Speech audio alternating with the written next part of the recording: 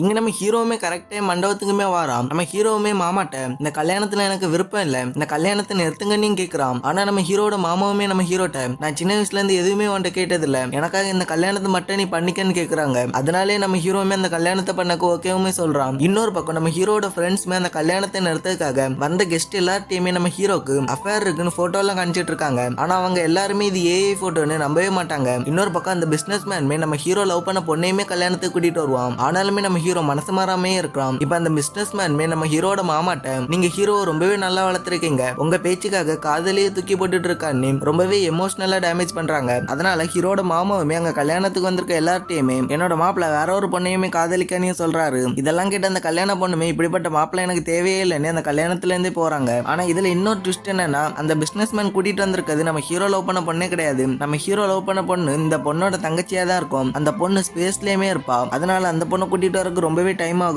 கல்யாணத்தை நிறுத்ததுக்காக சென்னையில இருக்க அந்த பொண்ணோட அக்காவை தான் கூட்டிட்டு வந்திருப்பாங்க. இப்ப அந்த பொண்ணோட ஃபேமிலி எல்லாருமே அந்த பொண்ணுட்டையுமே ஹீரோட லவ் ஏத்துக்கன்னு சொல்றாங்க. ஆனா அந்த பொண்ணுமே நான் ஹீரோ வந்து லவ் சொன்னாதான் லவ் ஏத்துக்கிடுவேன்னு சொல்றாங்க. இப்ப அதனால நம்ம ஹீரோமே லவ் சொல்லலான்னு போயிருக்கா. அந்த பொண்ணுமே நம்ம ஹீரோ லவ் சொல்லதுக்கு 40 செகண்ட் தான் டைமே கொடுப்பா. ஆனா நம்ம ஹீரோ அதுக்குள்ள லவ் சொல்லுவான்னு பார்த்தா கடைசி வரை நம்ம ஹீரோ லவ் சொல்லாம இந்த படத்தையுமே முடிக்கிறாங்க.